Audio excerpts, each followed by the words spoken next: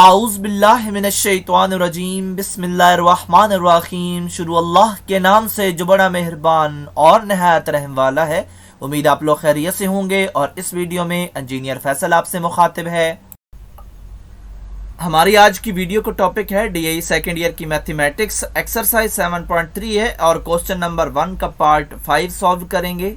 आपको अपने चैनल का इंट्रोडक्शन करवाता चलूं। मेरे चैनल का नाम है केमिकल इंजीनियरिंग एजटेक और इस चैनल के अंदर मोर देन 500 लेक्चर्स अवेलेबल हैं और जिन सब्जेक्ट्स के लेक्चर्स अवेलेबल हैं उनमें शामिल है industrial chemical process, industrial stoichiometry, chemical engineering, organic chemistry, mathematics और इसके अलावा इंजीनियरिंग से रिलेटेड इंफॉर्मेटिव टॉपिक्स अवेलेबल है। और इसके अलावा आप मेरे चैनल को सब्सक्राइब करेंगे, बेल का आइकन प्रेस करेंगे तो मेरी हर लेटेस्ट वीडियो आपको मिलती रहेगी। एक्सरसाइज 7.3 है, क्वेश्चन नंबर 1 है और हमारे पास सवाल में जो फंक्शन अवेलेबल है हमने इसको इंटीग्रेट करना है और रूल 1 के मुताबिक इंटीग्रेट करना है। तो सबसे पहले हम इसको सिंप्लीफाई कर लेते हैं और सिंप्लीफिकेशन हम स्टार्ट करेंगे इसकी हायर पावर से, यानी कि इसकी पावर 5 है तो हम इसको डिसॉल्व करेंगे दो पार्ट्स में। एक हमारे पास साइन 4 3x बन जाएगा और एक साइन 3x बन जाएगा। इसका अब हमने मज़ीद इसको डिसॉल्व करना है और फिर जो 4 है ये दो पार्ट्स में जो है वो डिसॉल्व हो जाएगा। एक साइन स्क्वायर 3x और एक होल की पावर बन जाएगी और साइन 3x जो है वो एज इट इज़ ही रहेगा। अब हमें यहाँ पे ये फ़ायदा ये होगा कि जो साइन स्क्वायर 3x है इसके लिए हम एक फार्मूला इस्तेमाल करेंगे और एक फार्मूला आप जानते हैं cos square x plus sine square x is equal to 1 है। और यहाँ से अगर हम साइन स्क्वायर x की वैल्यू निकालना चाहें तो बड़ी आसानी से निकाल सकते हैं। अगर हम कॉस स्क्वायर x को राइट साइड पे शिफ्ट करें तो इस शिफ्टिंग के दौरान उसका साइन भी चेंज होगा और वो नेगेटिव में चला जाएगा। तो इस तरह हम साइन स्क्वायर की वैल्यू हासिल कर सकते हैं और हमने कर ली 1 नेगेटिव कॉस स्क्वायर x।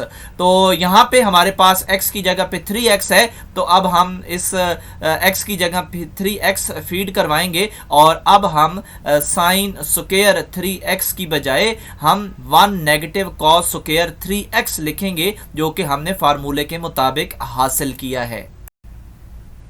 अब हमने इसको मज़ीद सिंप्लीफाई करना है और जो स्क्वायर है इसको हम ओपन करेंगे और उसके नतीजे में हमें ये स्टेटमेंट मिलेगी और इसके बाद हमने साइन 3x को भी अंदर मल्टीप्लाई करवाना है तो हमने यहाँ पे करवा दिया।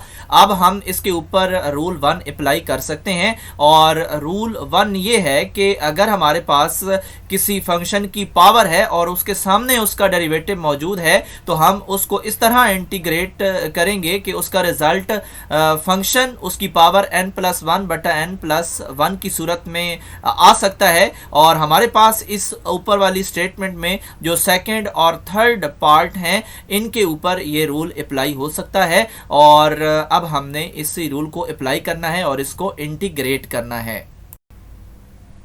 सिंप्लीफिकेशन के बाद अब हमने इस स्टेटमेंट के ऊपर क्योंकि रूल 1 को अप्लाई करना है और उसके लिए हमने कुछ कंडीशंस भी देखनी है। तो पहली कंडीशन ये है कि जो हमारे पास पावर वाला फंक्शन होता है इसका हमने डेरिवेटिव सामने देखना होता है कि मौजूद है या नहीं है। अगर ना हो तो फिर हम उसको किसी तरह से खुद क्रिएट करते हैं। तो सबसे पहले हमने cos 3x का डेरिवेटिव देखना है क्योंकि पावर को हम बीच में इन्वॉल्व नहीं करते जब भी डेरिवेटिव को देखना हो।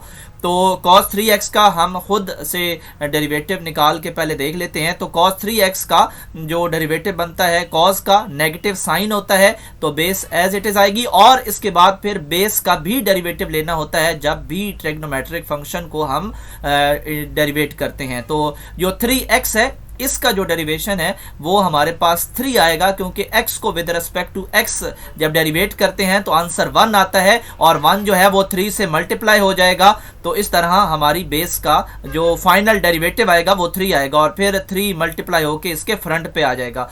तो अब हम अपनी स्टेटमेंट देखें तो वहां पे तो सिर्फ साइन 3x ही है वहां पे दो चीज़ों की कमी है, एक नेगेटिव की और एक 3 की। तो फिर हम ये दोनों चीज़ें खुद से बीच में इन्वॉल्व करवाएंगे और अगली स्टेटमेंट में आप देख सकते हैं कि ये दोनों चीज़ें इन्वॉल्व हो चुकी हैं और ये दोनों इस तरह इन्वॉल्व होंगी कि इन दोनों को हम यहाँ पे मल्टीप्लाई भी करवाएंगे और डिवाइड भी करवाएंगे। तो जब हम यहाँ पे डिवाइड करवाएंगे तो क्योंकि बट्टे में आएगी और फिर 1/-1 जो है वो भी -1 ही होगा और -1 जो है वो इस नेगेटिव से मल्टीप्लाई होगा तो यहाँ पे प्लस हो जाएगा और जो 3 हमने डिवाइड करवाना है वो ऑफ कोर्स जो ऑलरेडी कांस्टेंट है उसके नीचे ही आएगा। और यहाँ पे अब हमारे पास जो साइन 3x है ये -3 साइन 3x में कन्वर्ट हो चुका है और यही cos 3x का डेरिवेटिव है जो हमने ऊपर देखा था। तो इसका मतलब है कि हमारे पास अब इस पावर वाले फंक्शन का डेरिवेटिव सामने आ चुका है। अब हम इसके ऊपर पावर रूल अप्लाई कर सकते हैं।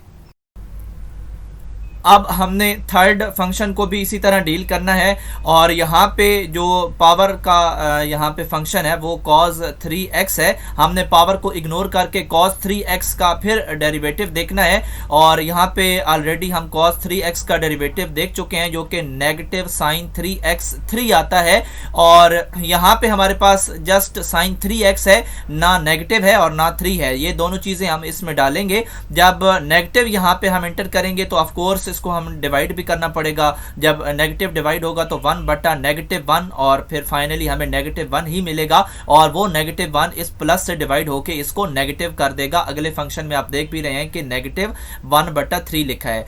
तो यहाँ पे हमने 3 को भी हमने मल्टीप्लाई भी करवाना है और डिवाइड भी करवाना है। तो 3 जो है वहाँ जब डिवाइड होगा तो बट्टे में आएगा और एक 3 जब मल्टीप्लाई होगा तो अंदर होगा, जिसको हमने क्रिएट करना है। तो अब यहाँ पे हमारे पास cos 3x का फिर हम डेरिवेटिव बना चुके हैं। इसका मतलब है कि हम थर्ड फंक्शन पे भी रूल 1 के मुताबिक इंटीग्रेशन कर सकते हैं।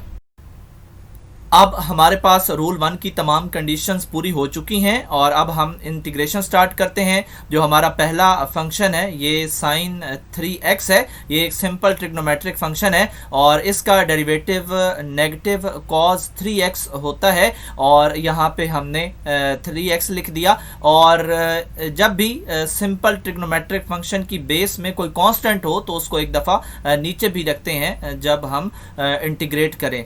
तो नेक्स्ट जो है उस फार्मूले के मुताबिक ही हमने चलना है। पहले हमने फंक्शन लिखना है, यहाँ पे हमने फंक्शन लिख दिया और उसके बाद हमने उसकी जो पावर है उसमें एक ऐड करना है और वहाँ पे उसकी पावर 1 है तो एडिशन के बाद 3 हो गई और इसके बाद हमने बटे में भी n+1 करना है, यानी पावर +1 करेंगे तो 3 आएगा। और नेक्स्ट जो थर्ड फंक्शन है वहाँ भी यही फार्मूला अप्लाई करेंगे। सबसे पहले हम फंक्शन रखेंगे, फंक्शन यहाँ पे cos 3x है और उसकी पावर में जो है एक ऐड करेंगे, 4 + 1 5 हो जाएगा, बटे में भी 5 आएगा और यहाँ पे हमने अब इंटीग्रेशन कर ली। अब हम जस्ट इसको सिंप्लीफाई करेंगे और सिंप्लीफाई भी दो जो लास्ट के फंक्शंस हैं इनके लोअर पोर्शन में होगा, जस्ट मल्टीप्लिकेशन होगी। 3 और 3 9 हो जाएगा और 5 और 3 मल्टीप्लाई होके 15 हो जाएगा और बाकी मटेरियल जो है वो एज इट इज़ ही रहेगा और यही हमारा आंसर है।